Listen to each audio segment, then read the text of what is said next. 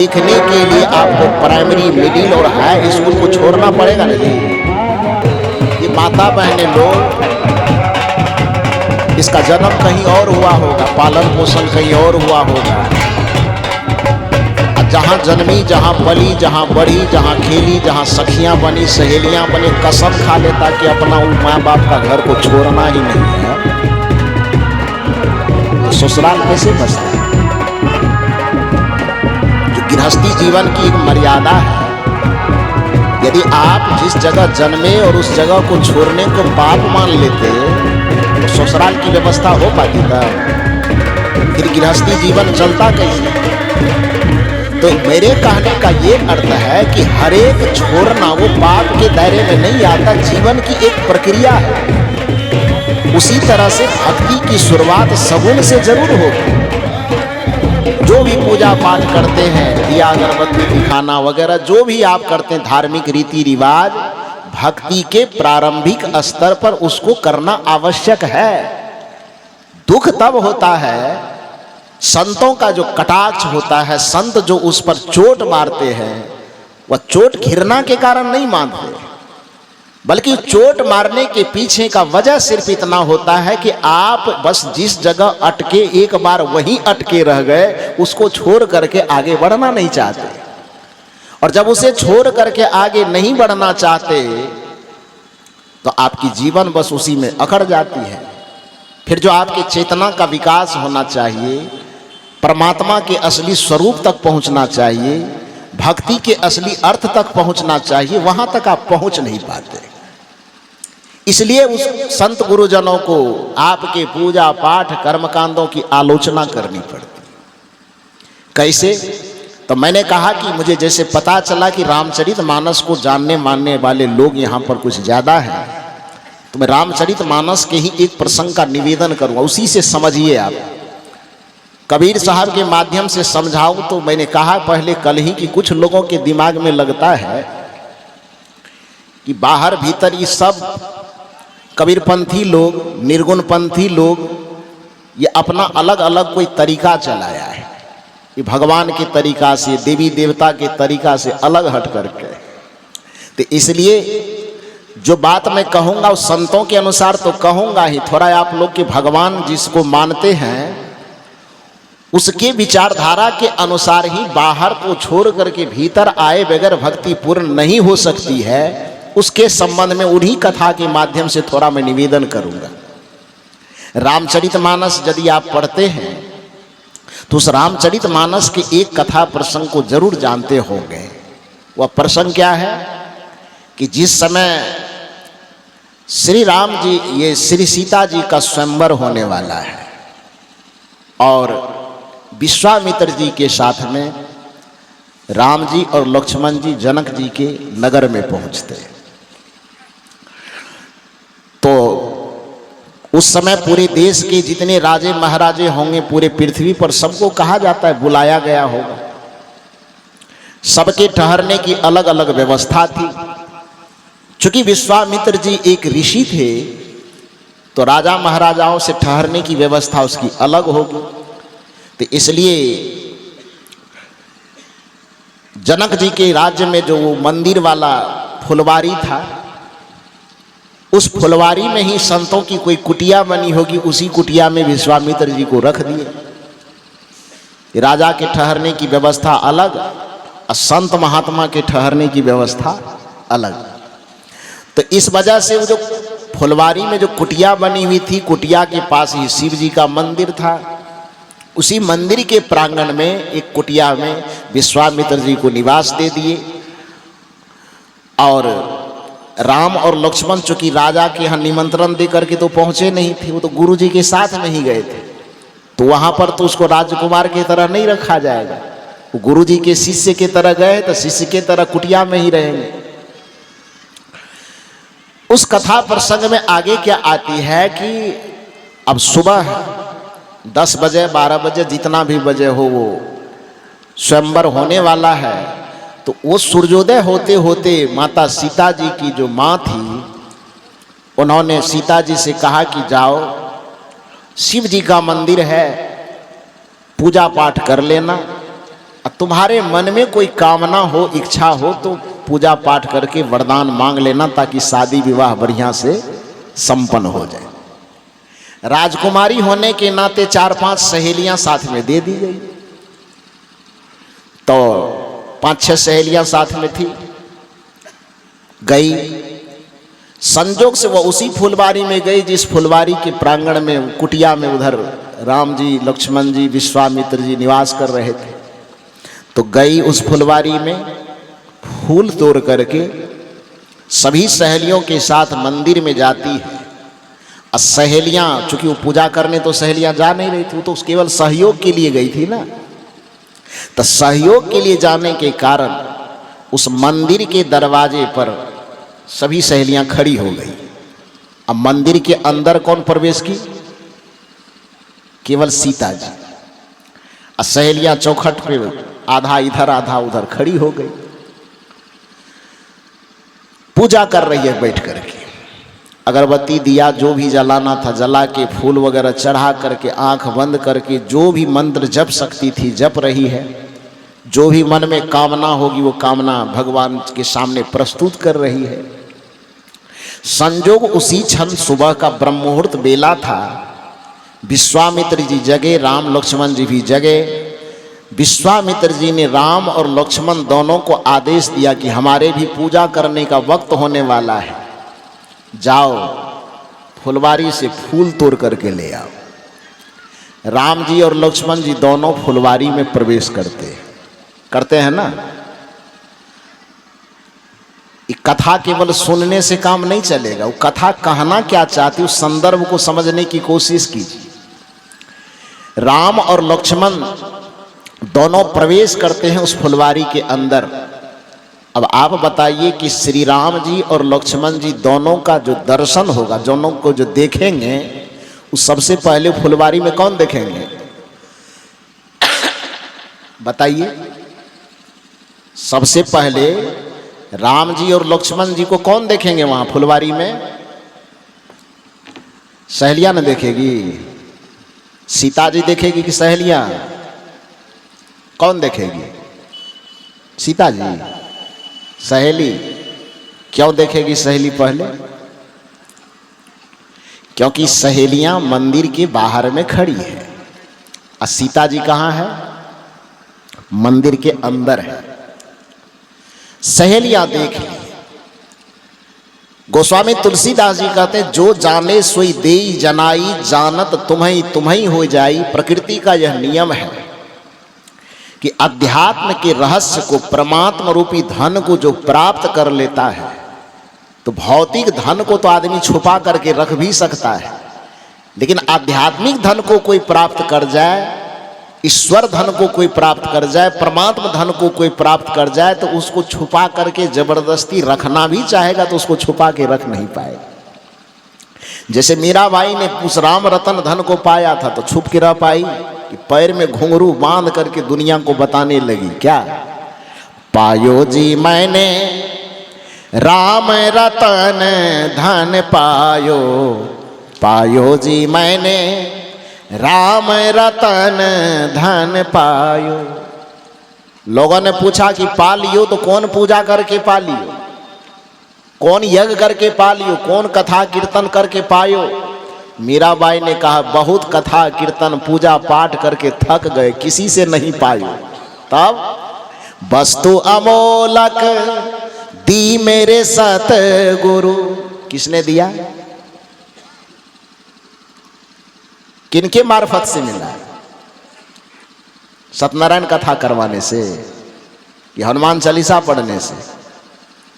वस्तु अमोलक दी मेरे सतगुरु, वस्तु अमोलक दी मेरे सतगुरु, कर कृपा अपनायो, पायो जी मैंने राम रतन धन पायो, पायो जी मैंने राम रतन धन पायो। उस परम राम तत्व को जो कोई पा जाएगा, उस परम ब्रह्म को, उस परमात्मा सत्य को जो पा जाएगा, वो छुप करके छुपा करके रखना भी चाहेगा तो उसको रख नहीं पाएगा। उस बगीचा में राम जी आते हैं, लक्ष्मण जी आते हैं, पहली दृष्टि उस पर किसकी पड़ी? सहेलियों की। तो सहेलियां छुपा करके रख पाएगी? अरे रुपया पैसा सोना चांदी रहे तो उसको छुपा के रख भी ले। कौन धन मिल गया? परमात्मा रूपी धन मिल गया, राम रूपी धन मिल गया, तो छुपा के रख नहीं पाएगी। नियम यही कहता है, वस्तु यमोलक दी मेरे सतगुरु, करी कृपा अपनायो पायो जी मैंने, राम रतन धन पायो पायो जी मैंने, राम रतन धन पायो। सहेलियों की दृष्टि जैसे ही पड़ी राम जी और लक्ष्मण जी के ऊपर में, तो चूंकि वह धन ही नहीं परम धन है, जिसके कारण से सहेलियां शांत नहीं रह पाई।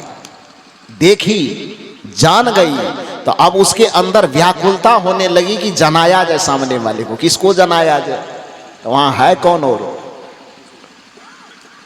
जान गई तो अब जनाने की व्याकुलता हो गई। चूंकि नीति यही कह रही, गोस्वामी जी लिख रहे कि जो जाने सोई देई जनाई, जानत तुम्हें हो ही जाए। तो जो जानेगा वो जनाने के लिए व्याकुल होगा कि नहीं होगा? ये महात्मा लोग जो आपके बीच में आए हैं, वो जानने के बाद आपको जनाने आए हैं। संतों में और पंडितों में यही अंतर है कि पंडित वह जनाने की कोशिश करता है जिसको उन्होंने कभी जाना नहीं। पंडित वह दिखाना चाहता है आपको जिसको वह कभी देखा नहीं।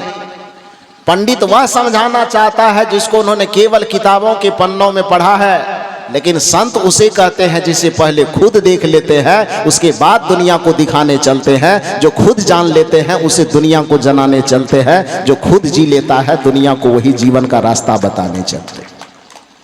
संतों और पंडितों में कोई जाति पाति का अंतर नहीं है।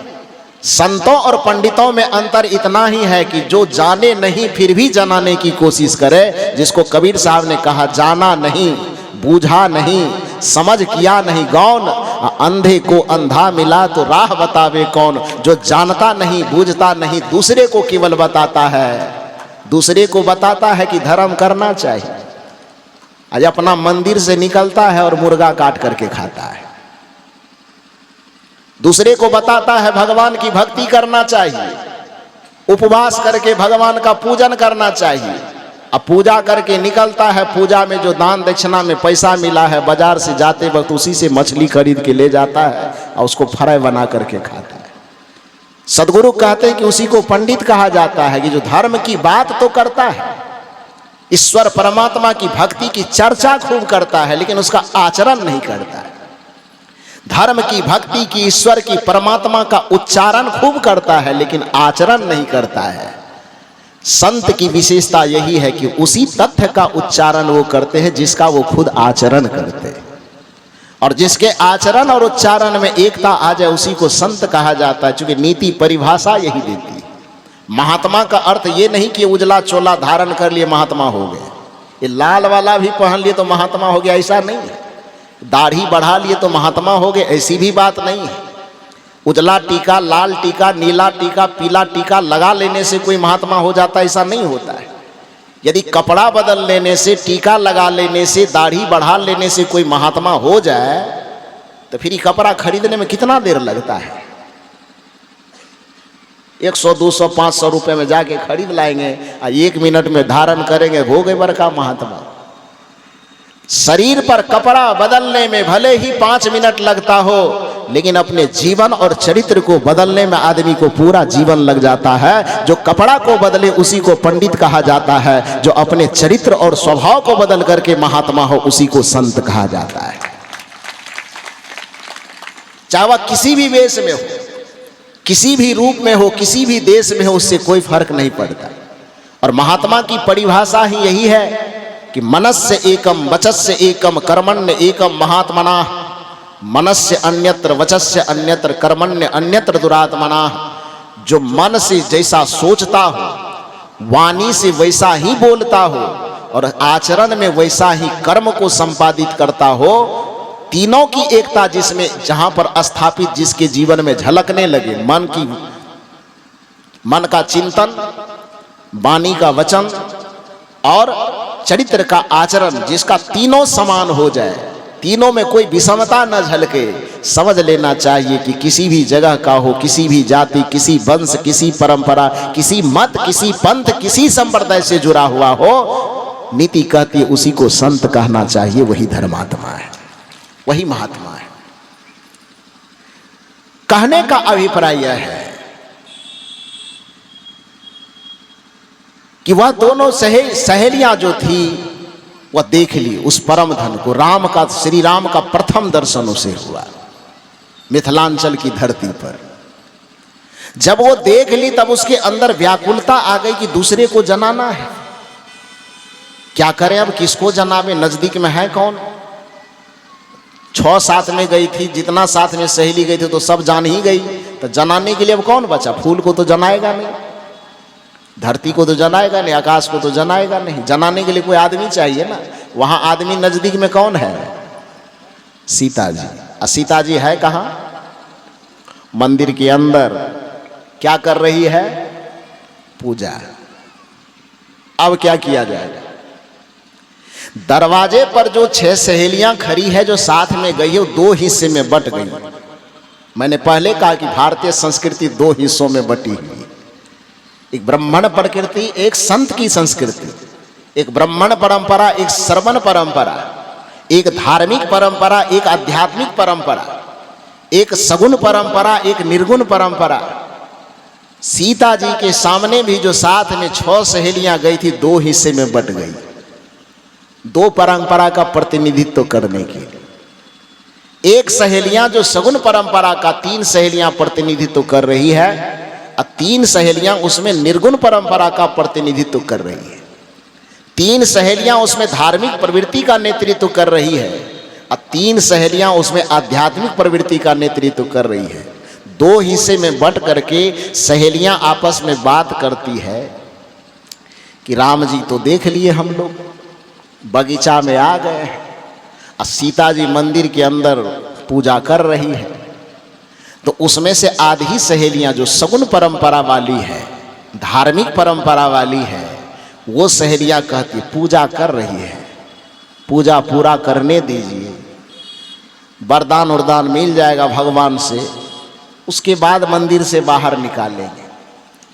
आध्यात्मिक परंपरा वाली जो सहेलियां थी, उन्होंने कहा नहीं नहीं नहीं नहीं, मंदिर में यदि मंत्र जपने दिए तो आधा घंटा भी जपने में लगेगा, दिया अगरबत्ती सुलगाने में, पूजा करने में, पाठ करने में, प्रसाद उरसाद चढ़ा करके निवृत्त होने में कम से कम आधा घंटा से कम लगेगा नहीं। और यदि उसको मंत्र जपने के लिए छोड़ दिए, दिया अगरबत्ती सुलगाते रहने के लिए छोड़ दिए, तो नकली प्रतिमा के भगवान के सामने बैठे रहने के चक्कर में असली वाला जो इधर फुलवारी में टहल रहा है तब तक चला जाएगा।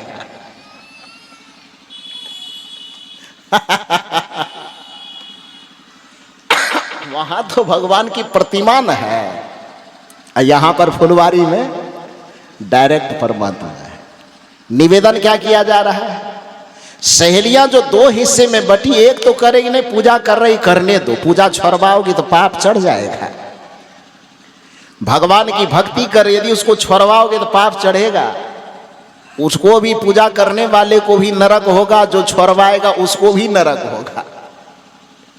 लेकिन दूसरी वृत्ति की जो सहेलियां थी, जो संत प्रवृत्ति की, आध्यात्मिक प्रवृत्ति, को कहे कि बड़ा गजब हो, ये पाप पुण्य धर्म अधर्म की परिभाषा भी चपोत के रख दो, क्योंकि ज्यादा ये पाप पुण्य धर्म अधर्म की व्याख्या करोगी और उसका पूजा पाठ नहीं छोड़वाओगी, मंदिर से बाहर नहीं निकालोगी, तो ये पूजा पाठ धर्म कर्म के चक्कर में वो नकली के पास बैठे रह जाएगी, असली वाला फुलवारी से तब तक गायब हो जाएगा।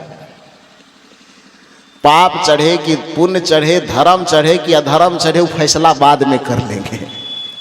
नरक होगा कि मोक्ष होगा वो बाद में देख लेंगे। लेकिन अभी यदि सीता जी को असली राम से दर्शन करवाना है तो उसको मंदिर के चौखट से बाहर निकालना ही पड़ेगा। उसको दिया अगरबत्ती वाली जो धार्मिक पूजा कर रही है, उस धार्मिक पूजा के विधान को उसको छोड़ाना ही पड़ेगा।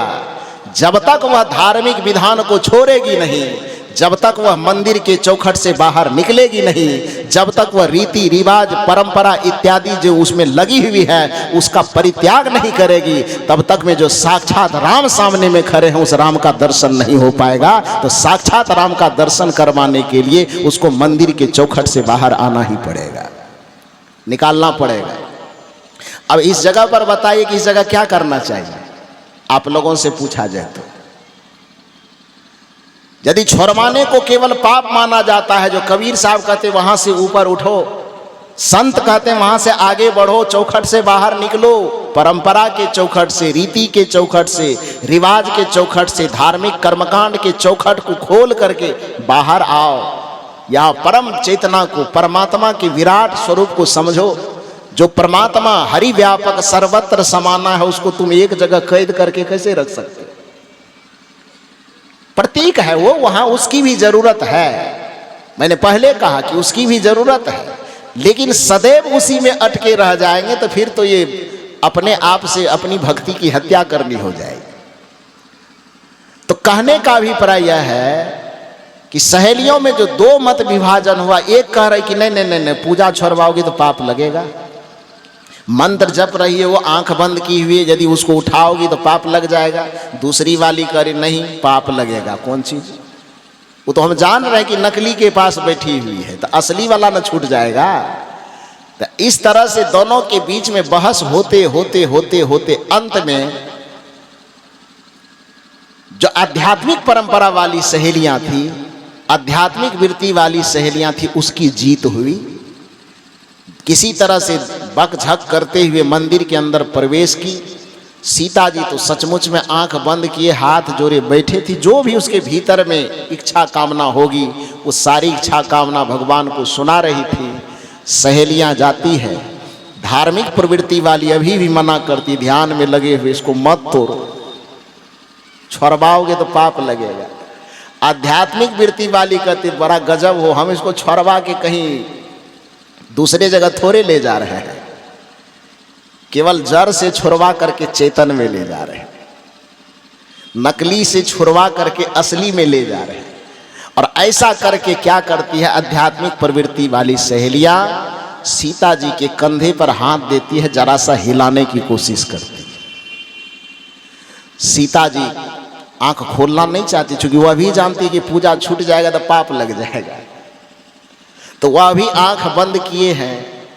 अब सहेली है तो इतना तो अधिकार होना चाहिए ना, कंधा पे हाथ दे के झुला रही है, फिर भी सीता जी नहीं उठ रही है, तो कंधा पर हाथ झुलाने से काम नहीं चला तो थोड़ा चूटी उटी भी किधरों काट लिया होगा।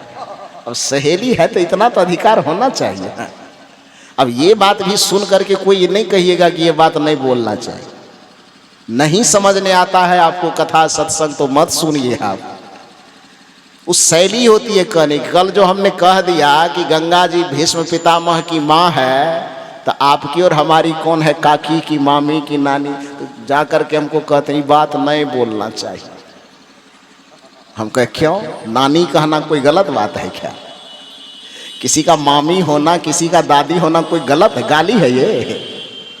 वो गाली नहीं है जी, वह भी एक रिश्ता है। जैसे माँ एक रिश्ता है, उसी तरह चाची भी तो एक रिश्ता है। जैसे माँ एक पवित्र रिश्ता है, उसी तरह दादी भी एक रिश्ता है, नानी भी एक रिश्ता है। तो जब रिश्ते की चर्चा होगी तो उसमें रिश्ते की कोई भी चर्चा हो तो उसको बुरा लगने वाली कौन सी बात है? बुरा नहीं मानना चाहिए। तो मैं निवेदन यह कर रहा हूं, क्योंकि सीता जी आपके हमारे लिए आराध्या है, मातृतुल्य है, लेकिन जो उसकी सहेलियां हैं उसके लिए तो सहेली है, और सहेली के लिए कोई बड़ा और छोटा नहीं होता है। कोई राजकुमारा, कोई राजकुमार या कोई रंग नहीं होता है, कोई गरीब कोई अमीर नहीं। मित्र का मतलब, सहेली का मतलब, सखी का मतलब ही होता है, चाहे अमीर हो गरीब हो, पढ़ा हो न पढ़ा हो, शिक्षित हो अशिक्षित हो, कुछ भी हो, लेकिन जहाँ पर मित्रता होती है वहाँ पर सब बराबर होता है। वहाँ पर नोक झोंक, लड़ाई झगड़ा, मार पीट सब चलता है। चलता है कि नहीं चलता है? तो इस हक से सीता जी को पहले कंधे पे हाथ दे करके हिलाया डुलाया। उससे सीता जी नहीं जगने की, नहीं उठने की कोशिश की, तो सहेली होने के नाते थोड़ा बहुत कपड़ा उपड़ा भी खींचा, उससे भी नहीं हो तो थोड़ा बहुत चुट्टी भी काटी। तो 2-3 हरकत ऐसी की जिसके कारण से सीता जी जो आंख बंद किए बैठी थी उसकी आंख खुल गई और गुस्सा करके सीता जी कहती, मेरा पूजा भंग कर रही है, मेरा व्रत भंग कर रही है, उठेंगे तो एकदम पकड़ के मजा चखा देंगे। जो आध्यात्मिक प्रवृत्ति वाली सहेलियां थी उन्होंने कहा मजा चखा देना, जो भी मारना पीटना डांटना दंड देना हो दे लेना, उस सबको हम सहने के लिए तैयार है, लेकिन यह बात मैं बर्दाश्त करने के लिए तैयार न हूं कि नकली के चक्कर में असली वाला छूट जाए। इसलिए असली वाला से भेंट यदि करना है तो तुमको ये पूजा तत्काल छोड़ना ही पड़ेगा, इसको बंद करना ही पड़ेगा, तब वहां असली भगवान से भेंट होगी। और परिणाम क्या हुआ, किसी तरह से खींच करके सीता जी को सब पूजा पाठ व्रत इत्यादि जो कर रही थी सब छोड़वा करके और निकाल करके मंदिर के चौखट से क्या कर दिया, बाहर कर दिया। सहेलियों ने पाप किया, यही काम तो कबीर करना चाहते कि आपको चौखट से बाहर निकालना चाहते, यही काम तो बुद्ध करना चाहते, यही काम तो महावीर करना चाहते, यही काम तो बाबा महर्षि में ही करना चाहते हैं कि आप जिस चौखट के अंदर बैठ करके, जिस परंपरा, जिस रीति, जिस रिवाज, जिस पोथी, जिस परंपरा के अंदर रह करके आप भक्ति को सीमित कर देना चाहते हैं, ये संत जन आपसे कहते हैं कि विराट परमात्मा का यदि साक्षात्कार करना हो तो तुम्हें उस परंपरा के दायरे से बाहर निकलना ही पड़ेगा। तुम्हें रीति रिवाज के दायरे से निकले बगैर उस विराट परमात्मा की भक्ति को तुम समझ नहीं पाओगे, उस ईश्वर के वास्तविक स्वरूप को तुम समझ नहीं पाओगे।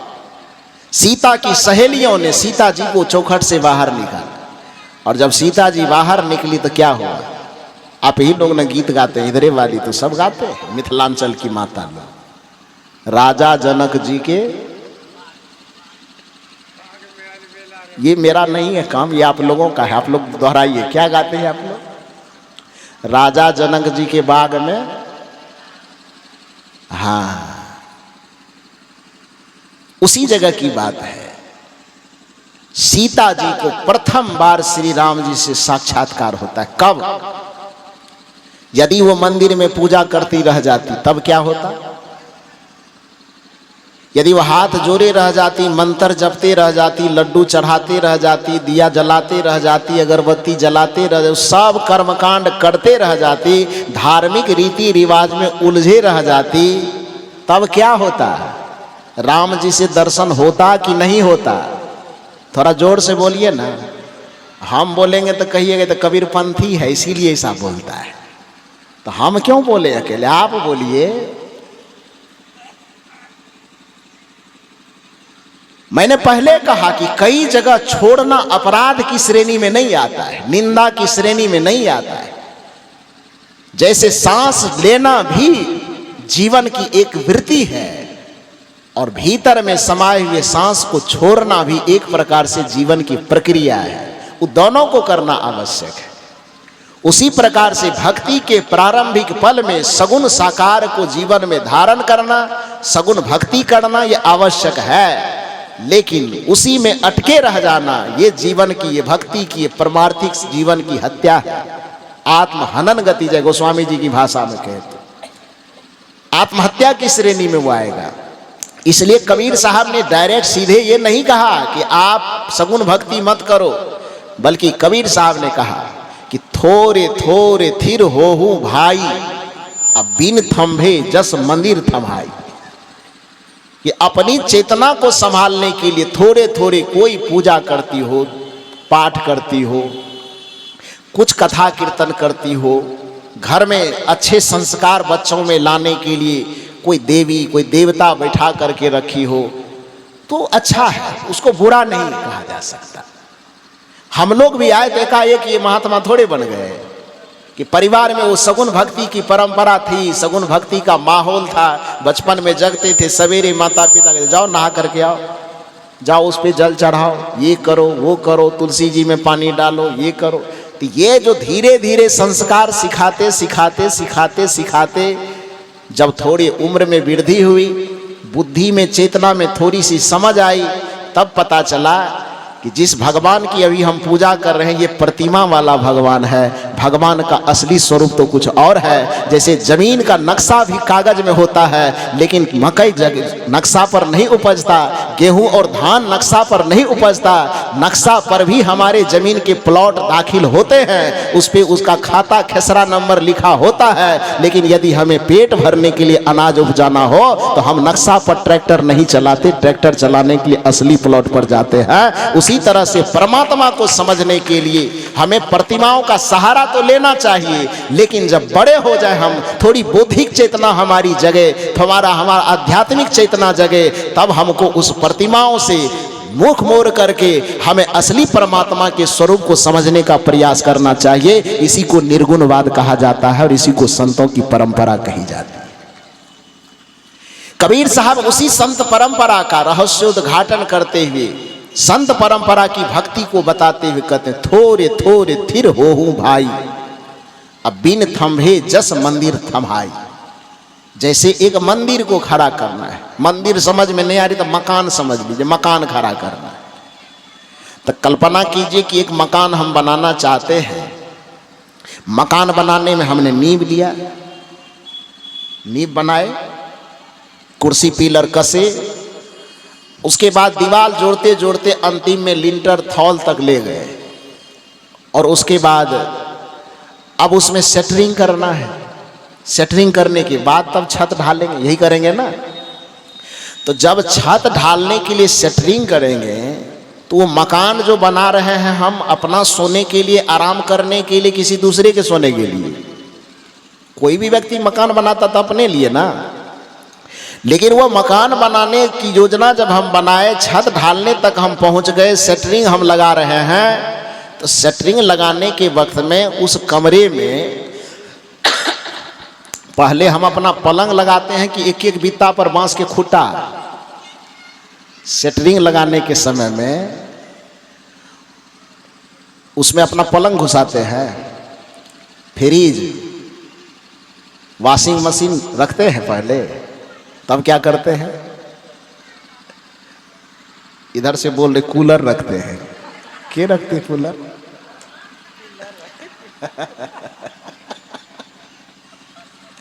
तो क्या करते हैं उसमें? उस मकान के अंदर जो अपना शौक से अपने रहने के लिए आप तैयार कर रहे हैं, उस मकान में एक बित्ता भी जगह को खाली नहीं रहने देते हैं। एक एक फीट पर आप एक एक खूंटा लगा देते हैं, लगाते हैं ना। वो खूंटा ना लगा में तो सेटरिंग तो रहेगा नहीं, तो छत ढलेगी कैसे? तो उस खूंटा को लगा करके आपने सेटरिंग तैयार किया, और उसके बाद उस पे सेटरिंग पे आपने छड़ बिछा करके गिट्टी बालू सीमेंट के माध्यम से उसको ढाल दिया। छत ढल गई। छत ढलने के बाद अब लगभग 20, 21, 25 दिन या 1 महीना पूरा हो गया। अब आपको कहा जा रहा है कि भैया ऐसा है कि अब समय पूरा हो गया है, अब घर में रहना है, तो जाके सेटरिंग खोलिए। अब उसमें से एक आदमी ऐसा हो जो कि बाप रे बाप इस सेटरिंग नहीं खोलेंगे। कहा क्यों? कहा इसी खूंटा के कृपा से तो छत ढलाया है। ये जितना खूंटा है, इस खूंटे भगवान की कृपा से ये मेरा छत ढलाया है। अब जिसके कृपा के बदौलत मेरा छत ढला गया है, अब इस खूंटा को यदि निकालेंगे, इसमें से हटाएंगे, तो ये तो खूंटा भगवान का अपमान हो जाएगा। जिनके कृपा से मेरा छत थम गया है, छत ढल गया है, मेरा धर्म होता है कि उसको निकालना नहीं है, बस उसको घर में रख करके हनुमान चालीसा का पाठ करना है, पाभर पाभर लड्डू प्रत्येक खूंटा के पास चढ़ाना है। यदि ऐसा आपकी सोच है तो आप बताइए कि आपका मकान बनाना सार्थक होगा? इधर वाले बोलो। अरे मकान हम बनाए हैं, उस खूंटा को रहने के लिए नहीं ना बनाए हैं। खूंटा तो केवल सहारा था ना जी, कि थोड़ी देर के लिए उसको हमने सहारा बनाया, कि सहारा नहीं लेंगे खूंटा का तो छत ढलेगी कैसे? तो छत को ढालने के लिए हमने खूंटा का सहारा लिया। इसलिए छत जब ढल गई, छत जब पक गई, तो अब उस खूंटा के प्रति कोई मोह ममता न करते हुए, कोई आग्रह दुराग्रह न करते हुए, प्रेम से वृंदावन बिहारी लाल की जय का नारा लगाइए और सब खूंटा को एक एक करके क्या कीजिए, निकाल दीजिए। खूंटा जब तक नहीं निकलेगा तब तक वो अवकाश नहीं आएगा जिसमें आप पलंग लगा करके विश्राम कर सके।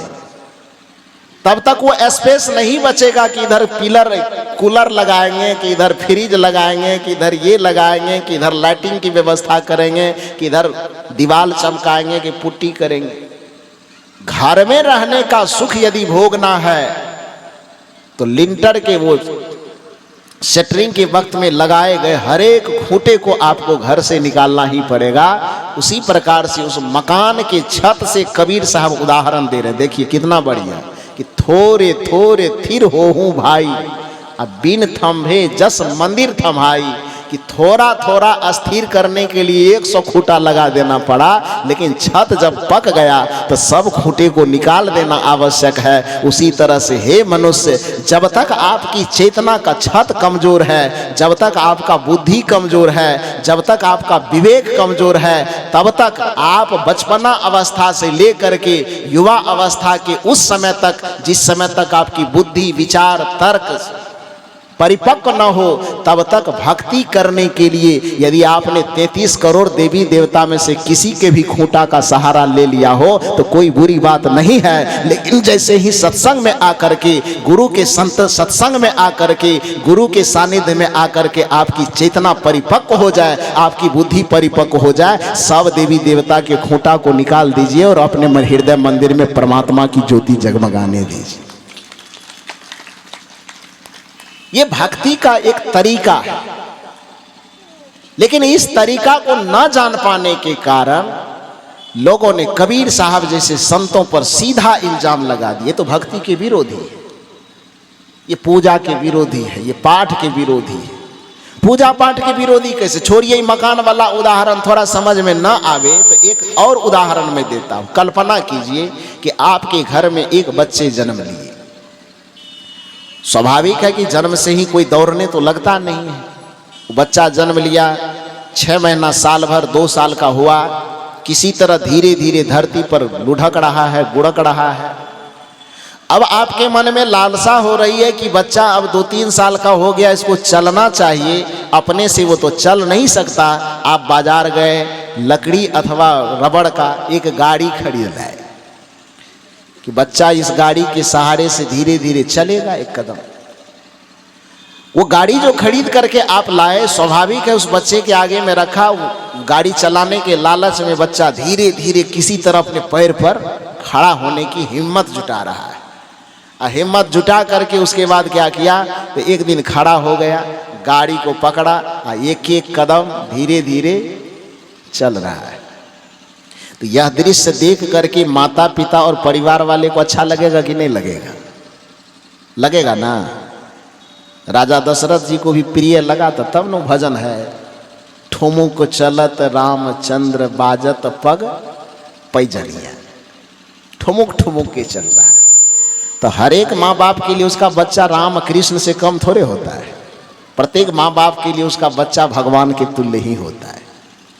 तो खैर कोई भी बात नहीं, मूल बात मैं ये कहना चाहता हूं कि आपने बच्चे को चलने के लिए बाजार से एक गाड़ी खरीद लाई। उस गाड़ी के सहारे को पकड़ करके बच्चा धीरे धीरे 1 कदम 2 कदम आगे बढ़ रहा है। इस दृश्य को आप देख करके प्रसन्न होंगे, खुश होंगे कि नाराज होंगे? खुश होंगे ना, अच्छा लगेगा ना। 1 साल तक चल रहा है, अच्छा लगेगा। 2 साल तक उसी तरह से चल रहा है तो भी अच्छा लगेगा। लेकिन कल्पना कीजिए कि अब वह बच्चा 10 से 12 साल का हो गया, अब फिर भी उस गाड़ी के सहारे बगैर न तो वो खड़ा हो पाता है, न 1 कदम चल पाता है। अब वह दृश्य आपको सुख देगा कि दुख देगा? क्या करेगा? वह दृश्य जो आप देख रही कि 12 वर्ष लगभग हो जाने के बावजूद भी और बच्चा न तो अपने पैर की ताकत से खड़ा हो पा रहा है और न अपने पैर की ताकत से चल पा रहा है। अब वह दृश्य देख करके माता पिता और परिवार वाले को खुशी होगी कि दुख होगा? बोलिए निधर से, दुख होगा ना। क्यों दुख हो रहा है? वो गाड़ी तो ला करके आप ही दिए थे ना, तो ला करके इसलिए नहीं न दिए थे कि जिंदगी भर उसी को पकड़ के चलता रहे। तब ला करके आपने दिया था सिर्फ इसलिए कि जब तक उसके अपने पैर में ताकत ना आ जाए, जब तक अपने पैर की ताकत से वो चलना ना सीख ले, तब तक ये गाड़ी का सहारा पकड़ ले तो कोई बुरी बात नहीं है। लेकिन एक समय जब उसके पैर में ताकत आ जाए, तब भी यदि वो गाड़ी को पकड़े रहे तो ये माता पिता और परिवार के लिए खुशी की बात नहीं हो सकती। ठीक उसी प्रकार से कबीर साहब जैसे संत कहना चाहते हैं कि जैसे स्थूल रूप से जन्म ले और स्थूल रूप से चलने दौड़ने के लिए जैसे एक गाड़ी को सहारे के रूप में पकड़ाया जाता है, लेकिन एक समय और अवस्था आने के बाद उस सहारा को छोड़ देना चाहिए। उसी तरह से हे मनुष्य, भक्ति की चेतना को ताकत देने के लिए भक्ति का जो विभिन्न अवलंब पकड़ाया जाता है, सगुन का जो विभिन्न अवलंब पकड़ाया जाता है, उसको पकड़ते पकड़ते चलो जरूर, लेकिन एक समय जिस समय तुम्हारी चेतना जवान हो जाए, तुम्हारे पैर में ताकत आ जाए, तुम्हारे बुद्धि में ताकत आ जाए, तुम्हारे विचार और विवेक में ताकत आ जाए, तुम्हारे साधना संयम और चरित्र में ताकत आ जाए, तो फिर जो वो भक्ति के सगुन गाड़ी का सहारा पकड़े हो, गाड़ी को छोड़ करके आगे किनारे कर दो और तुम अपने पैर पर अपनी चेतना पर खड़े हो जाओ। इसी को निर्गुण भक्ति कहा जाता है, इसी को निराकार भक्ति कहा जाता है। सदगुरु कबीर साहब ने यही बताया, इसलिए उन्होंने कहा कि सरगुण की सेवा करो। जहां जरूरत है, जहां आवश्यकता है, तो वहां सगुण भक्ति करो, इसमें कोई बुरी बात नहीं है। सरगुण की सेवा करो, लेकिन इतना ध्यान रहे कि वहीं केवल अटकना नहीं है, निर्गुण का कर ध्यान। थोड़े दिन के बाद सरगुण निर्गुण से परे तहां हमारा ध्यान, उससे भी आगे बढ़ो, आगे बढ़ते जाओ, आगे बढ़ते जाओ। कुछ लोगों को लगता है कि निर्गुण विचारधारा की बात केवल कबीर साहब ने किया है, लेकिन आप समझने की कोशिश कीजिए कि दुनिया के जितने भी महापुरुष हुए हैं, किसी न किसी रूप में सगुण और निर्गुण दोनों की चर्चा करते हैं। जिस गोस्वामी तुलसीदास जी महाराज को परम सगुणवादी माना जाता है, वह गोस्वामी तुलसीदास जी भी आरंभ में सगुण की चर्चा तो करते हैं, लेकिन अंत में जाते जाते निर्गुण तक पहुंचा देते। कैसे? जब उनसे पूछा गया कि आप किस राम की आराधना करते हैं, प्रारंभिक अवस्था में गोस्वामी तुलसीदास जी ने कहा, मंगल भावनाय मंगल हारी द्रवहु सुदशरथ अजिर बिहारी। गोस्वामी जी ने कहा कि मैं उसी राम की उपासना करता हूं। मंगल भवन अमंगल हारी, जो मंगल का भवन हो, शुभ का भवन हो, अच्छा का भवन हो, सुख का भवन हो। अमंगल हारी, जो अमंगल है, जो हानिप्रद है, जो दुखप्रद है, जो कष्टप्रद है, ऐसे स्थितियों का हरण करने वाला। मंगल भवन अमंगल हारी, रहते कहाँ हैं? तो द्रवहु सुदशरथ, दशरथ जी के ऊपर द्रवित होकर के अजीर बिहारी। अजीर माने क्या होता है? अजीर मतलब जानते हैं? अजीर का मतलब अंगना होता है, जिसको हम लोग घर का अंगना कहते हैं ना, तो आंगन को ही अवधी भाषा में अजीर कहा जाता है। गोस्वामी तुलसीदास जी कहते हैं कि मैं उस राम की उपासना करता हूं जो मंगल का भवन है, अमंगल का हरण करने वाले हैं, और राजा दशरथ जी के ऊपर द्रवित होकर के उसके आंगन में विचर रहे हैं, उसके आंगन में खेल रहे हैं, उस भगवान की मैं भक्ति करता हूं। ये सगुण भक्ति हुआ ये। लेकिन सगुण भक्ति करते करते करते करते करते भक्ति के शिखर तक पहुंचा, तो भक्ति के परमार्थिक स्वरूप में पूछा गया उनसे कि राम के व्यवहारिक स्वरूप में तो आपने बता दिया कि दरबहु सो दशरथ अजीर बिहारी, राम का परमार्थिक स्वरूप भी कुछ है? धार्मिक प्रवृत्ति में तो ये काम चल जाएगा कि दरबहु सो दशरथ अजीर बिहारी, आध्यात्मिक परंपरा का भी कुछ विवेचन है? गोस्वामी जी ने कहा है, कहा क्या? राम ब्रह्म परमारथ रूपा। ध्यान से सुनिए, राम का जो ब्रह्म स्वरूप है, राम का जो पारमार्थिक स्वरूप है, व्यवहारिक स्वरूप है, द्रवहु सो दशरथ अजीर बिहारी, लेकिन पारमार्थिक स्वरूप क्या है? ये कबीर साहब नहीं कह रहे हैं, गोस्वामी तुलसीदास जी को ही कहना पड़ रहा है। राम ब्रह्म परमारथ रूपा। राम का जो ब्रह्म रूप है, आध्यात्मिक रूप है, परमार्थ स्वरूप है, वह कैसा है? तो अविगत अलख अनादि अनूपा। वह अविगत है। अविगत का मतलब, विगत का मतलब जानना होता है। उसमें संस्कृत साहित्य का अनिषेधात्मक उपसर्ग जोड़ दिया गया है।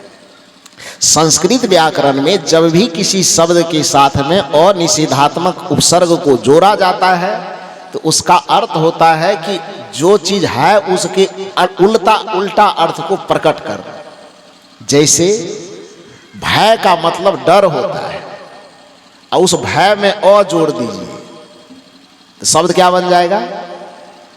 मेरा नाम ले लीजिए ना, हाँ, इसी बहाने लीजिए। तो भय का मतलब डर, उसमें अ उपसर्ग जोड़ देंगे तो शब्द क्या बन जाएगा? अब है। उसका अर्थ क्या हो जाएगा? निडर, माने नहीं डरने वाला। मर माने मरने योग्य, और उसमें अ शब्द जोड़ देंगे, शब्द बन जाएगा अमर। उसका अर्थ क्या हो जाएगा? उल्टा हो जाएगा ना, नहीं मरने वाला। मृत मरने योग्य, अ जोड़ देंगे, अमृत शब्द बन जाएगा, नहीं मरने योग्य। तो संस्कृत व्याकरण में अ उपसर्ग एक ऐसा उपसर्ग है, जब किसी शब्द के साथ जुड़ता है तो उसके सीधे अर्थ को क्या करता है? उल्टा देता है।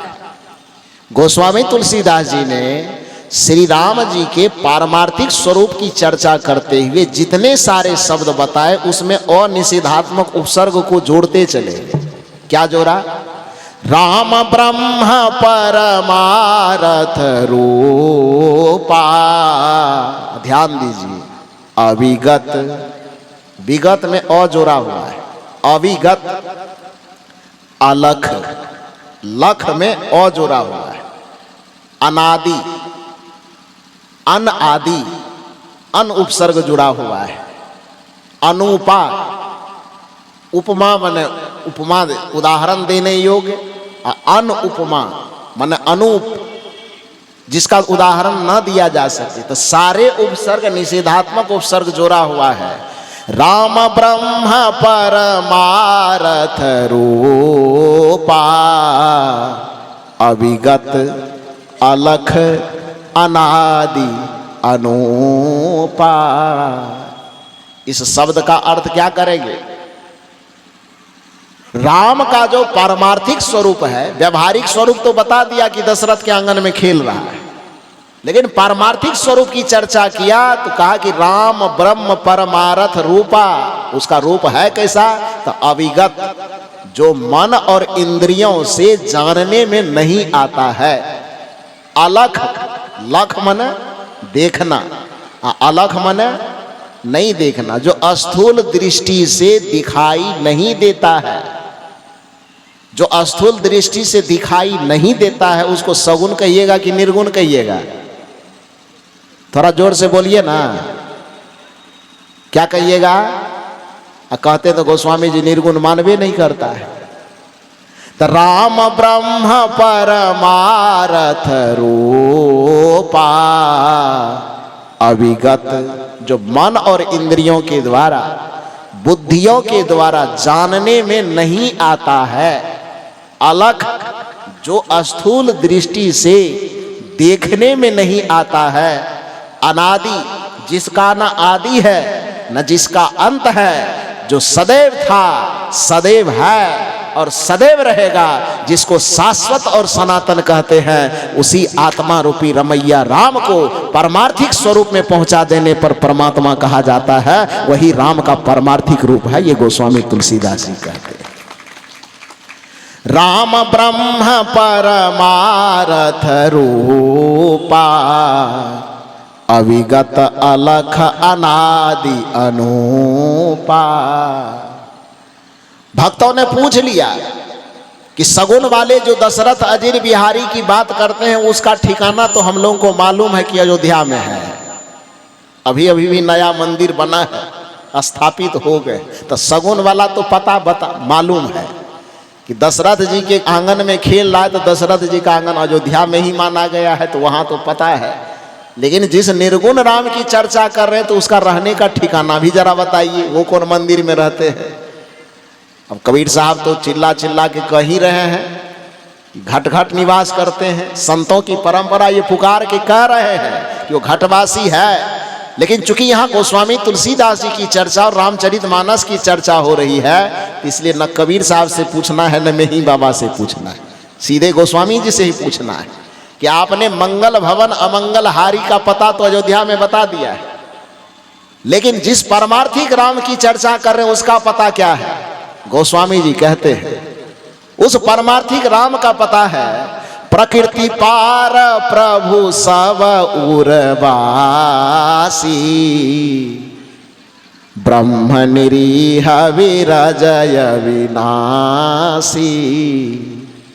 गोस्वामी जी कहते हैं कि राम का जो पारमार्थिक स्वरूप है वो प्रकृति के अंदर नहीं रहता है। अब प्रकृति से यदि उसको बाहर कर दीजिए, आप प्रकृति के अंदर नहीं रहता है, तो आप यह बताइए कि फिर अयोध्या प्रकृति के अंदर आएगा कि बाहर जाएगा। जो आप तीर्थ करेंगे वो प्रकृति के अंदर आएगा कि बाहर जाएगा। जो व्रत करेंगे, जो पूजा करेंगे, जो पाठ करेंगे, जो उपवास करेंगे, जो भी कृत्य करेंगे आप, वह प्रकृति के अंदर करेंगे कि बाहर करेंगे? अंदर करेंगे ना। गोस्वामी जी कह रहे हैं कि राम का जो पारमार्थिक स्वरूप अंदर वाला नहीं है, तब प्रकृति पार एक ही बार में पार कर दी। इसी बात को पूज्य बाबा महर्षि मेही ने बड़े सुंदर तरीके से सुबह के प्रार्थना में गाया है। सब क्षेत्र छर अपरा परा और अक्षर पार में, निर्गुण के पार में, सगुण के पार में, शब्द के पार में, ज्योति के पार में, सब के पार करते करते करते करते करते तब अंत में कहते हैं मैं ही जावे सबके पार में, सबके पार में। गोस्वामी जी कह के ये इतना लंबा पार खींचना ठीक नहीं है, हम एक के बार में कह देते हैं प्रकृति पार प्रभु सब उर्वासी, ब्रह्म निरीह विरजय विनाशी। प्रकृति के जितने विषय हैं, प्रकृति के जितने प्रपंच हैं, प्रकृति के जितने गुण हैं, प्रकृति के जितने आवरण, जितने विकार हैं, सब के पार में पहुंच जाने पर आपके हृदय रूपी मंदिर में ही, आपके उर रूपी मंदिर में ही वह राम रूपी परमात्मा निवास करता है। इसका वर्णन गोस्वामी तुलसीदास जी भी कर रहे हैं। तो वो जो चर्चा हो रही है परमार्थिक राम की, वो निर्गुण राम हुआ कि सगुण राम हुआ? क्योंकि सगुण वाला राम जो होगा वो मंदिर में मिलेंगे, और निर्गुण वाला जो राम होगा वो कहाँ मिलेंगे? प्रकृति पार प्रभु सब उर बासी, सब हृदय में मिलेंगे। उर का मतलब हृदय ही होता है। उसी की चर्चा हमारे पूज्य यशेंद्र साहब जी कर रहे थे। ईश्वर हमारे ईश्वर सर्वभूता नाम हृदय अर्जुन तिष्ठिता, कि हे अर्जुन, ईश्वर सभी प्राणियों के हृदय में ही निवास करता है। अब कुछ लोगों का जो कहना है कि कबीर साहब को ईश्वर परमात्मा नहीं मानते, उसको ठीक ठीक समझ लेना चाहिए। कबीर साहब पुकार पुकार करके बारंबार कहते हैं कि जौ तिल माही तेल है। कल भी मैंने इस है शब्द पर बड़ा जोर दिया था कि ऐसे घट घट राम है। कबीर साहब है की बात कर रहे हैं। दूसरी साखी, जौ तिल माही तेल है, जौ चकमक में आग, तेरा साईं तुझ में जाग सके तो जाग। ये नकारने की बात है कि स्वीकारने की बात है? नकारात्मक बात नहीं है सकारात्मक बात है, वो स्वीकार करने वाली बात है।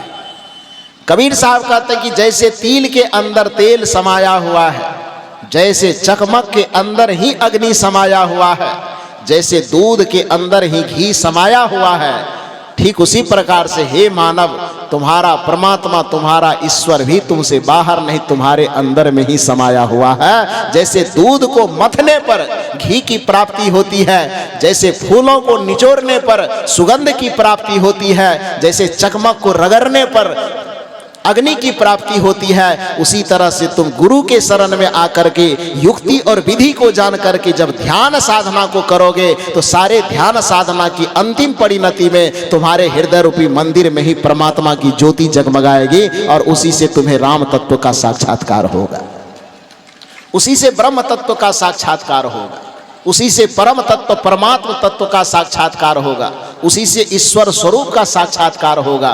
तो भक्ति का अंतिम प्रारूप जो है वह बाहर में नहीं अंदर में है। मैंने निवेदन किया, समय कितना हो, मैंने निवेदन किया आपसे कि इस भारतीय संस्कृति में दो प्रकार की मुख्य परंपरा है। एक परंपरा पंडितों की, दूसरी परंपरा संतों की, जिसको साहित्यिक भाषा में हम ब्राह्मण परंपरा और श्रमण परंपरा कहते हैं। ब्राह्मण परंपरा के विधि विधान को हम धार्मिक परंपरा के अंदर गिनते हैं और संतों के भक्ति के विधान को हम आध्यात्मिक परंपरा के अंदर गिनते हैं। धार्मिक परंपरा हमें बहिर्मुख बनाती है और आध्यात्मिक परंपरा हमें अंतर्मुखी बनाती है। हम जब सत्संग में आते हैं तो यहाँ आध्यात्मिक चर्चा कर, यही कारण है कि धार्मिक परंपरा के विधि विधान में गणेश जी को देवताओं का अग्रपूज्य माना जाता है, लेकिन जहाँ पर आध्यात्मिक परंपरा से कोई भक्ति की शुरुआत होती है तो आध्यात्मिक परंपरा में कोई देवी देवता प्रथम पूज्य नहीं होता है, वहाँ पर संत और गुरु प्रथम पूज्य होते हैं। यही कारण है कि नवधा भक्ति के प्रसंग में श्री राम और माता सबरी जब आमने सामने होते हैं तो आमने सामने होने पर माता सबरी सीधे श्री राम जी से पूछ लेते हैं कि भक्ति के शुरुआत करें तो गणेश जी से करें कि सत्यनारायण जी से करें। राम जी ने कहा नहीं, भक्ति की शुरुआत यदि करनी है तो प्रथम भगति संतन करी संगा, दूसर रति मम कथा प्रसंगा। भक्ति की शुरुआत कहाँ से करनी है? श्री राम जी ने बताया कि आध्यात्मिक भक्ति यदि करना आरंभ करोगे तो वहाँ गणेश जी की वंदना करने की आवश्यकता नहीं है, वहाँ संत की वंदना करो, संत से शुरुआत हो। आध्यात्मिक भक्ति होने के कारण ही हनुमान जी की भक्ति की शुरुआत की गई। तो किस तरह से की गई? हालांकि हम लोग तो जबरदस्ती हनुमान जी को भगवान देवी देवता की श्रेणी में खड़ा कर देते, लेकिन असल में हनुमान देवता की श्रेणी में नहीं आते, हनुमान जी संत की श्रेणी में आते। कैसे? उसको भी मैं रामचरितमानस के एक प्रसंग से ही समझा सकता हूं। आप कैसे?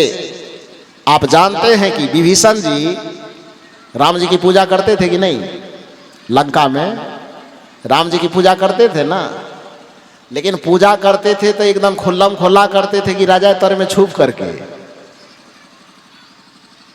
गली में किसी तरह छुप छाप करके भक्ति करते थे कि पूरा दिखा करके। आए थोड़ा जोर से बोलिए ना। छुप करके न करते थे। क्यों करते थे? क्योंकि रावण का डर था, जान जाएगा, देख लेगा तो मारेगा, तलवार सीधे गर्दन का फुटबॉल बना देगा। भगवान बचाने के लिए वहां नहीं आएंगे, ये विभीषण को पता था। इसलिए वो भगवान का नाम भी लेता था, भगवान के नाम का जप भी करता था, माला भी जपता था, फिर भी उसके दिल और दिमाग से भय गया नहीं था, डर खत्म नहीं हुआ था, चिंता खत्म नहीं हुई थी, परेशानी खत्म नहीं हुई थी। इसका मतलब यह हुआ कि भगवान का अकेले भगवान का नाम लेने से भी, भगवान का नाम लेकर के भजन करने से भी चिंता भय और परेशानी नहीं जाएगी। तब फिर चिंता गई कैसे? भगवान की भक्ति तो कर रहे थे वो पहले से, भगवान का नाम तो जप रहे थे वो पहले से, लेकिन चिंता अभी भी थी मौजूद, परेशानी अभी भी थी दिमाग पर हावी। लेकिन हुआ क्या कि लंका में जब हनुमान जी प्रवेश करते हैं और आकाश मार्ग से जाते जाते सब जगह निरीक्षण करते हैं कि किस कमरे में सीता जी है कि नहीं है। तो उसी निरीक्षण करने के दरमियान में विभीषण जी के कमरे के पास जब हनुमान जी पहुंचते हैं तो क्या होता है, आवाज आती है भीतर से, राम राम राम जप हो रहा है, लेकिन धीरे धीरे हो रहा है क्योंकि डर डर के कर रहा है। हनुमान जी को जैसे ये बात सुनाई पड़ी, हनुमान जी भी इधर थोड़ा जोर से लगाए, जय श्री राम। अब दोनों चौंक गए, अंदर वाले की आवाज सुन करके हनुमान जी चौंक गए और हनुमान जी की आवाज सुन करके भीतर में जो बैठ करके जप रहे थे वो चौंक गए। ये कौन कहां से आ गया भाई।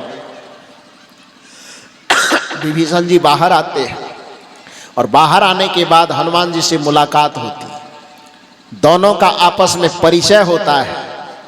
एक दूसरे का परिचय जानने के बाद जब पता चलता है कि ये भी राम भक्त हैं, ये भी राम भक्त हैं, तो उस जगह विभीषण जी ने जो हनुमान जी के लिए संबोधन किया, क्या किया है, जब दोनों आमने सामने हो गए, परिचय पाती हो गई, उसके बाद विभीषण जी ने हनुमान जी के लिए क्या उद्बोधन किया है, अब भरोस मोहि भय हनुमंता, अब बिनु हरि कृपा मिलहि नहीं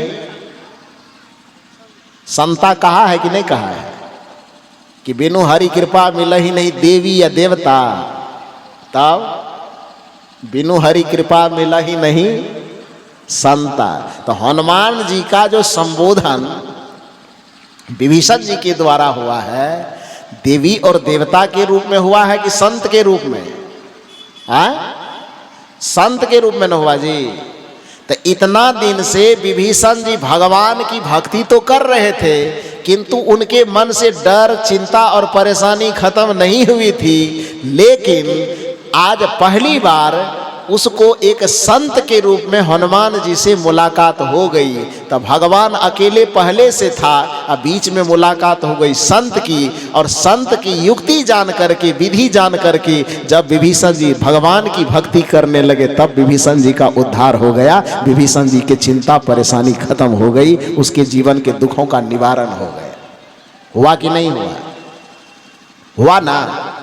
तो इसका अर्थ क्या हुआ कि भगवान, यदि भगवान की भक्ति हमारे पास हो लेकिन उसके साथ में संत की युक्ति ना हो, गुरु की युक्ति ना हो, तो पर भी हमारा उद्धार बाकी रहता है, उद्धार नहीं हो पाता है। इसलिए गुरु महाराज की पंक्ति में आता है कि बिन दया संतन के में ही जानना उस राह को हुआ नहीं। आज तक किसी के लिए नहीं हुआ है, होता नहीं, अभी वर्तमान में भी नहीं हो रहा है, अब होनहारा है नहीं। आगे भी समय जब आएगा, जब तक यह सृष्टि रहेगी, बिना संतों की युक्ति जाने किसी का भी उद्धार और किसी का भी कल्याण नहीं होने वाला है। विभीषण जी के प्रसंग में यही बात आती है, संत का दर्शन होने से, भगवान की भक्ति तो थी पहले से पास में, लेकिन उस भक्ति के साथ संत की युक्ति जुड़ी हुई नहीं थी। और जैसे ही भगवान की भक्ति के साथ में हनुमान रूपी संत की युक्ति जुड़ गई, उसी समय विभीषण ने कहा कि अब भरोस मोहि भय हनुमंता, अब बिनु हरि कृपा मिलहि नहीं संता। संत का दर्शन हुआ, अब मेरा कल्याण हो जाएगा। तो कहने का ये अभिप्राय है कि भक्ति की जो आध्यात्मिक शुरुआत है वो संत की परंपरा से है। इसलिए प्रथम भगति संतन करी संगा, फिर आगे बढ़ती है। मैंने कहा कि हनुमान चालीसा चूंकि संत की परंपरा का निर्वहन करने वाला है, इसलिए उस हनुमान चालीसा में भी जो भक्ति की शुरुआत होती है, कुछ लोग तो सीधे लड्डू लेकर के हनुमान जी के मंदिर पहुंच जाते, भगवान के मंदिर पहुंच जाते हैं, सत्संग का मतलब नहीं लगाते, जाओ भगवान की भक्ति करवे करते थे, सत्संग फत्संग सुन के क्या करेंगे, गुरु को चुन करके क्या करेंगे, सीधे डायरेक्ट संबंध भगवान से है ही, पूजा पाठ कर ही लेते हैं, सब चीज कर लेते हैं, ये सत्संग गुरु इसकी जरूरत क्या है। लेकिन उस व्यक्ति को समझना चाहिए कि हनुमान जी ने कहा, एक भक्त पहुंच गया हनुमान जी के मंदिर कि आपके शरण में आए हैं, आपकी पूजा प्रत्येक शनिवार मंगलवार लड्डू चढ़ा करके कर लेते हैं, आप कृपा कीजिए, आप अष्ट सिद्धि नवनिधि के दाता हैं, सारे रिद्धि सिद्धि आप मुझे दे दीजिए। हनुमान जी ने कहा, मेरे मंदिर आने से पहले सीताराम साहब ने जो सत्संग किया वो पंडाल में गए थे कि नहीं गए थे? ब्रह्मानंद बाबा से मुलाकात हुई थी कि नहीं हुई थी? उसके बगल में अभय साहब बैठे थे, यशेंद्र साहब बैठे थे, गुलशन साहब बैठे थे, मुलाकात करके आए। उन्होंने कहा कि हमरे जैसे उसको भी तो 2 आँख 2 हाथ है, हमरे जैसा बोलता है, वही रामायण गीता पढ़ता है, हम लोग भी पढ़ ही लेते हैं, तो उसकी संगति करने की क्या जरूरत है? संत की क्यों संगति करें? और डायरेक्ट संबंध आपसे जुड़ा हुआ है ही, लड्डू प्रसाद आपको चढ़ाते ही हैं, तो फिर ये बीच में संत की भक्ति कहाँ से हो गई? हनुमान जी ने कहा नहीं भैया, ऐसा नहीं होता है। मेरी भक्ति करना चाहते हो, मेरे मार्ग में आगे बढ़ना चाहते हो, तो संत सत्संग की अवहेलना करके नहीं बढ़ पाओगे। मैं रिद्धि सिद्धि दे नहीं पाऊंगा। कहा कैसे? ये पहले क्यों नहीं बताए? हनुमान जी ने कहा कि ये बात तो मैं युगों युगों से चिल्ला रहा हूं, लेकिन तू विचार नहीं कर रहा है। लोगों ने कहा कैसे चिल्ला रहे हैं? हनुमान जी ने कहा मेरा चालीसा पढ़े हो? भक्त ने कहा पढ़े तो नहीं है, लेकिन लाउड स्पीकर से सुने हैं। सुने हो तो कभी विचार किए हो कि नहीं? कहा नहीं किए हैं। कहा आज सुन लो मेरे मुंह से। और आज हनुमान जी अपना चालीसा खुद पढ़ रहे हैं। श्री गुरु चरण सरोज रज निज मन मुकुर सुधार, वरनौ रघुवर विमल जसु जो दायकु फल चार, बुद्धिहीन तनु जानिके सुमिरौ पवन कुमार, बल बुद्धि विद्या देहु मोहि, हरहु कलेश विकार। ये दोहा कभी सुने हैं कि नहीं सुने हैं? इधर वाला बताओ, सुने हैं? कौन कबीर साहब बनाया है कि कबीर पंथी बनाया है? किसका बनाया हुआ दोहा है? गोस्वामी तुलसीदास जी ने हनुमान जी की गुण गाथा गाते हुए इसको लिखा है। हनुमान चालीसा की यह पहली पंक्ति सुने तो हजारों बार, विचार किए कभी? यदि विचार कर लिए होते तो सत्संग की अवहेलना कभी नहीं कर पाते, गुरु और संत की अवहेलना कभी नहीं कर पाते। केवल मंदिर से मतलब नहीं रह जाता। और यदि भगवान की भक्ति करने वाले इस प्रसंग को समझ जाते तो ये पंडाल ये जो खाली दिखाई दे रहा है, कोई इंच खाली रहता जी? वो सुने हैं लेकिन समझने की कोशिश नहीं किए हैं। समझ जाओगे तो फिर संतों को के चरण को छोड़ोगे नहीं आप। हनुमान जी कहते कि मेरी रिद्धि सिद्धि मेरी कृपा प्राप्त करना हो या जीवन में चारों फलों की सिद्धि एक साथ प्राप्त करना हो तो भक्ति की शुरुआत सीधे मंदिर से कभी मत करना। का तब तो श्री गुरु चरण सरोज रज, किसके चरण से शुरुआत करनी है? भोला बाबा के। तब हनुमान जी करें, हमरो चरण से काम नहीं चलेगा। क्योंकि हमारी कितनी भी जय जयकार कर लो, 33 करोड़ देवी देवता की कितनी भी जय जयकार कर लो, लेकिन अंतिम कृपा का मोहर जो चाहिए वो किसका चाहिए? हनुमान चालीसा के ही प्रसंग को सुनिए। जय जय जय हनुमान गोसाई। आगे आप बोलो। सब प्रवचन हम ही कर देंगे, आपका कर्जा खाए है कि है? बढ़िया बढ़िया लिट्टी चोखा बना के हमारे सीताराम साहब खिलाए हैं। इस संतों को फल फूल मंगा के काजू भूज भूज करके खिलाते हैं। किधरों दही चूरा चल रहा है तो किधरों और कुछ चल रहा है। तो इतनी व्यवस्था वो कर रहे हैं और खाली अकेले प्रवचन हम बोलते हैं जब आप सुनते हैं, ऐसा कैसे हो सकता है? थोड़ा आप भी बोल दो। आधा प्रवचन हम कर रहे हैं, आधा आप कर दो। जय जय जय हनुमान गोसाई। बड़ा कमजोरा गए। नीतीश कुमार का दिया हो 10,000 खत्म हो गया है।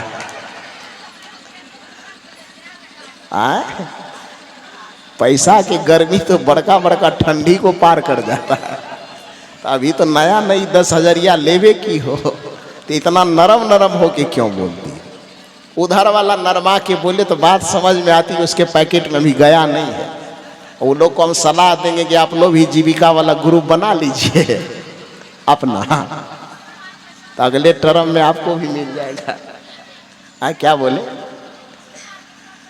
हाँ अच्छा फिर आ जाएगा, चिंता मत करो। जोर से अभी बोल दो ना, हनुमान जी की कृपा हो जाएगी। तो जय जय जय हनुमान गोसाई। क्यों करेगा गुरुदेव कृपा? एक कोठो लड्डू चढ़ाइए ब्रह्मानंद बाबा। स्वामी जी एक कोठा लड्डू मिला है, हमको तो नहीं मिला है। डोलची फूलची सब लेकर के खाली मंदिर मंदिर दौड़ते जाती हो। संत की अवहेलना, संत के प्रति कोई प्रेम नहीं, सत्संग से कोई लगाव नहीं, सत्संग के महत्व को जीवन में कोई जगह नहीं। क्यों करें गुरु कृपा आपके ऊपर?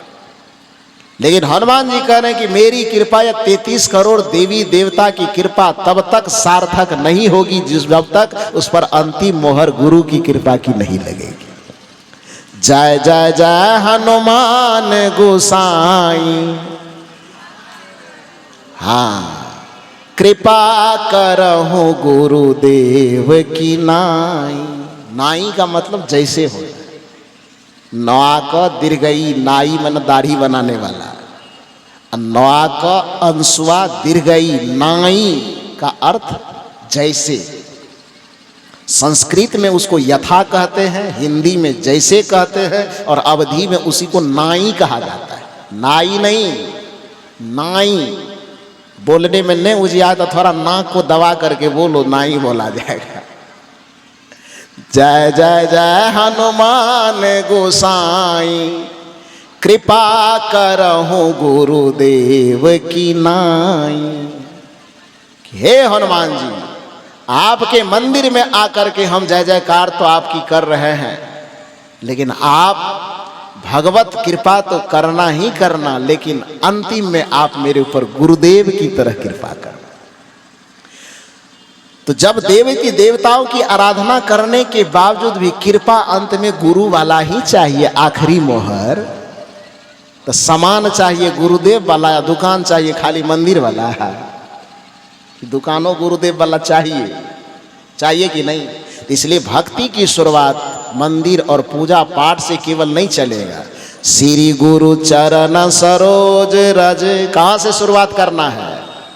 श्री गुरुदेव के चरण से शुरुआत करना है, सत्संग से शुरुआत करना है। राम जी के अनुसार कहे तो प्रथम भगति संतन करी संगा, संतों की संगति से शुरुआत करना है। तो आज जो इस मंच के माध्यम से दो संदर्भ रखा गया, एक तरफ हमारे पूज्य श्री ब्रह्मानंद बाबा बैठे हैं, दूसरी तरफ हमारे पूज्य श्री यशेंद्र बाबा बैठे हैं। इसने सत्संग और संत की महिमा से प्रसंग की शुरुआत की और ईश्वर तक पहुंचाया। दोनों हमको बीच में बैठाए हैं, तो हमारी जिम्मेदारी होती है कि आधा इधर से भी लेना है, आधा इधर से भी लेना है। तो सत्संग और संत की महिमा के साथ यदि हम चलेंगे तो ईश्वर की भक्ति के वास्तविक स्वरूप तक हम पहुंचेंगे। अन्यथा भक्ति के नाम पर ये खेल कूद करते हुए बच्चा जैसे गुरवा गुड़िया से खेलता है, मिट्टी के भात, मिट्टी के दाल, मिट्टी के सब्जी बनाता। खेले हैं ना कभी कि नहीं खेले? आए बचपन में मिट्टी के भोज भात नहीं खाए हैं? तब देखिए सबको हंसी आ रहा, अपना बचपन में सब खेला है, हम लोग भी खेले। बच्चे में बच्चा निमंत्रण देना है, समधियों मिलन करना है, अब भोज भात करना है, तो मिट्टी की दाल, मिट्टी के भात, मिट्टी के पापड़ तो कोई चीज़ का पत्ता का बनाते थे ना। अब पत्तल में मिट्टी परोस रहे हैं, नाम अलग अलग ले रहे, कढ़ी ले लो, बड़ी ले लो, पापड़ ले लो, दाल ले लो, भात ले लो, और उसके बाद हाथ में से उठा करके मुंह में जाएगा तो खराब लगेगा। खाना है तो कैसे खाना है? हाथ से उठा करके यहाँ सटा करके पीछे क्या करना है? फेंक देना है। और कितनों वो दाल भात करी बड़ी खा ले, पेट में भूख लगेगा, दौड़े दौड़े कहाँ जाओगे? आए घर जाओगे ना, क्योंकि उससे चाहे तुम्हारा जितना मनोरंजन हो जाए, भूख मिटने वाली नहीं है। वो नकली दाल भात जितना खा लो, तुम्हारा मन कुछ देर के लिए भले उमंग में नाच सकता है, लेकिन असली भूख मिटाना है तो असली दाल भात के पास पहुंचना होगा। उसी तरह से भक्ति और भजन के नाम पर चाहे तुम धार्मिक कर्मकांड और रीति रिवाज में फंस करके बाहर का कितना भी कर्मकांड कर लो, वो मिट्टी के दाल भात गुरबा गुड़िया के खेल के जैसा ही होगा। यदि असली भक्ति करना है तो संतों के चरण में आओ और उनसे युक्ति जान करके, उससे विधि जान करके, ध्यान और साधना के माध्यम से उस परमात्मा के वास्तविक स्वरूप को समझो और उस परमात्मा की वास्तविक भक्ति करो। यही सत्संग का सार है, यही ज्ञान और भक्ति का सार है, जिसका प्रचार ये संत लोग इस सत्संग मंच के माध्यम से करते हैं। तो आज आप लोग त्रिदिवसीय सत्संग समारोह के दूसरे दिन की इस अपराह्नकालीन सत्संग सभा में विभिन्न संत गुरुजनों से बहुत सारी बातें सुनी, जिसमें दो प्रमुख बात हमारे पूज्य स्वामी श्री ब्रह्मानंद जी महाराज ने सत्संग और संत की महिमा बताते हुए अपने प्रसंग को आपके सामने रखा, और हमारे पूज्य श्री यशेंद्र साहब ने ईश्वर परमात्मा देवी देवता की व्याख्या करते हुए आपके सामने कुछ चिंतन रखे। दोनों के विचारों का सारांश मैंने थोड़ा बहुत आपके सामने रखने की कोशिश की कि ईश्वर परमात्मा की भक्ति को वास्तविकता में समझने के लिए हमें पंडितों की परंपरा से मुक्त होना होगा, धार्मिक परंपराओं से मुक्त होना होगा, और हमें आध्यात्मिक परंपरा की संगति में आना होगा। बहिर्मुखता से हमें अंतर्मुख होना होगा। कर्मकांडों से छूट करके हमें जप, संयम, साधना, भजन, ध्यान इत्यादि पर जोर देना होगा। और जिस दिन बाहर का पट बंद हो करके अंदर का पट खुलेगा, जिस दिन सीता मंदिर से बाहर आएगी, फुलवारी में आएगी, तो राम सामने में खड़े मुस्कुराएंगे। उसी तरह से जिस दिन आप परंपरा और रीति रिवाज की कटघरे को लांग करके आप संतों के विचार में आ जाएंगे, उसी दिन अपने हृदय में अपने परमात्मा को मुस्कुराते हुए पाएंगे। यही भक्ति और सत्संग का सार है। बस इतना ही निवेदन करके, इतनी ठंडी में भी आप सब लोग यहाँ बैठ करके इस तरह से मेरे विचारों को सुना, इसके लिए आप सबों को बहुत बहुत साधुवाद देते हुए मंचासीन जितने हमारे पूज्य संत गुरुजन हैं, सबके चरणों में कोटि कोटि नमन वंदन करते हुए दर्शक दीर्घा में विराजमान जितने देवी देवता बैठे हुए हैं, सबके हृदय में रमने वाले उस रमैया राम को, उस परमात्मा को सादर नमन वंदन करते हुए मैं अपनी वाणी को यहीं पर विराम देता हूँ। बोलिए सद्गुरुदेव की, बोलिए।